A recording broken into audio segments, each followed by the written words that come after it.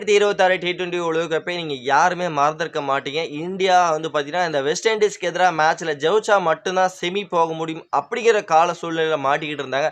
அப்ப சேட்டன் உள்ள என்ட்ரி குடுத்தாங்க. சேட்டனுக்கு வாய்ப்புங்கிறது அப்பதான் வழங்கப்பட்டது. அந்த மேட்ச் 97 ரன் அடிச்சது மட்டும் இல்ல, ஒரு அருமையான சேஸ் பண்ணி நம்ம வந்து அரையிறுதிக்குள்ள நுழைஞ்சோம். அரையிறுதியில வந்து பார்த்தீங்கன்னா, பலம் வாய்ந்த இங்கிலாந்த நம்ம எதிர்கொண்டோம். அந்த மேட்ச்லயும் சேட்டன் நல்ல ஒரு ரெஸ்பான்சிபிலிட்டி எடுத்து அந்த மேட்ச ஒரு விஸ்வரூபம் காமிச்சு, அந்த மேட்ச ஒரு பயங்கரமான ஸ்கோர் டார்கெட்ட செட் பண்ணி, இங்கிலாந்த வந்து பார்த்தீங்கன்னா, கடைசி வரைக்கும் போராட வச்சு இந்தியா அந்த மேட்ச் ஒரு த்ரில் வெற்றிங்கிறது பெற்று, இந்தியா இறுதிப் போட்டிக்குள் நுழைய வச்சதுல சேட்டனோட பங்கு முழுக்க முழுக்க இருந்ததுன்னு சொல்லியாகணும்.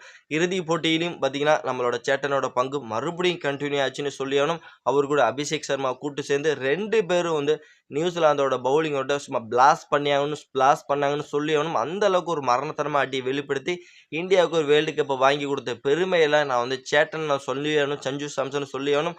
அப்படிப்பட்ட பிளேயர் வந்து இப்ப இந்த 2026 ஐபிஎல்ல வந்து பார்த்தீங்கன்னா, சிஎஸ்கே டீமுக்காக விளையாட முதல் முறையா உள்ள என்ட்ரி குடுத்திருக்காரு. மஞ்சள் ஜெர்சியில விளையாட போறாரு. பிளஸ் அவருக்கு யாரு பதிலா வந்து உள்ள என்ட்ரி குடுக்குறாருன்னா, இதுக்கு முன்னாடி 2023 நீங்க ஐபிஎல்ல மறந்திருக்க மாட்டீங்க.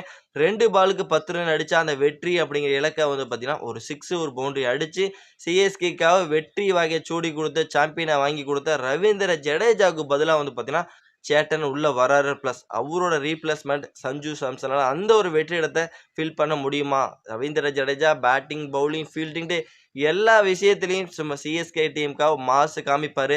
எந்த இடத்துல எப்படி பெர்ஃபார்மன்ஸ் பண்ணணுமோ அந்த ஒரு பெர்ஃபார்மன்ஸை வந்து எப்பவுமே ரவீந்திர ஜடேஜா சிஎஸ்கே டீமுக்காக பண்ணி கொடுத்துருக்காரு. தோனியோட தளபதினு அழைக்கப்பட்ட ரவீந்திர ஜடேஜாவுக்கு ரீப்ளேஸ்மெண்ட்டா வர சஞ்சு சாம்சனால வந்து பார்த்தீங்கன்னா, நம்மளோட ஜடேஜாவோட அந்த ஒரு வெற்றிடத்தை நிரப்ப முடியுமா? இப்ப வேற அவரு அங்க போறாரு. இவரு வந்து அவரோட ஹோமுக்கும், அவரு வந்து இவரோட ஹோமுக்கும் வராங்க.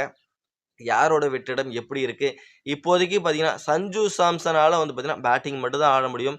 ஜடேஜாவால batting, bowling, fielding all rounder performance கொடுக்கக்கூடிய ஒரு பிளேயர். பிளஸ் அவரோட வெற்றிடத்தை இவர் நிரப்பணும்னா, பேட்டிங்ல ஒரு தரமான பெர்ஃபார்மன்ஸ்ங்கிறது குடுத்தே ஆகணும். பிளஸ் அப்படி தரமான பெர்ஃபார்மன்ஸ் குடுத்தா தான் ரவீந்திர ஜடேஜாவோட அந்த ஒரு வெற்றிடத்தை கம்பல்சரி ஃபில் பண்ண முடியும். அப்படிப்பட்ட சூழல்ல இப்ப இருக்க சஞ்சு சாம்சன் வேற லெவல் இன்ஃபார்ம் பிளேயரா வராரு.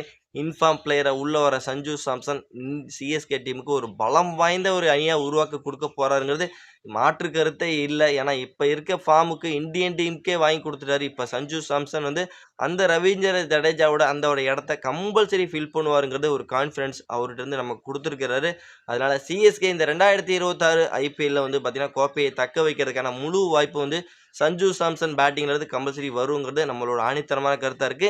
இப்ப சொல்லுங்க, சஞ்சு சாம்சன் சிஎஸ்கே டீம்ல வந்து பார்த்தீங்கன்னா, ரவீந்திர ஜடேஜாவோட இடத்த ஃபில் பண்ண முடியுமா? முடியாதா? பிளஸ் அவரு இந்த டீமுக்குள்ள வர்றது சிஎஸ்கேக்கு ஒரு பலம்னு நினைக்கிறீங்களா? இல்ல பலவீனம்னு நினைக்கிறீங்களா? அப்படிங்கிறத மறக்காம நம்மளோட கமெண்ட் செக்ஷன்ல பதிவு பண்ணிட்டு, இந்த வீடியோ உங்களுக்கு எந்த அளவுக்கு பிடிச்சிருக்குங்கிறத லைக் பண்ணி, ஷேர் பண்ணி உங்க சப்போர்ட்டிவ் ஆதரவு கொடுத்தீங்கன்னா ரொம்ப ரொம்ப யூஸ்ஃபுல்லா இருக்கும் நண்பர்களே.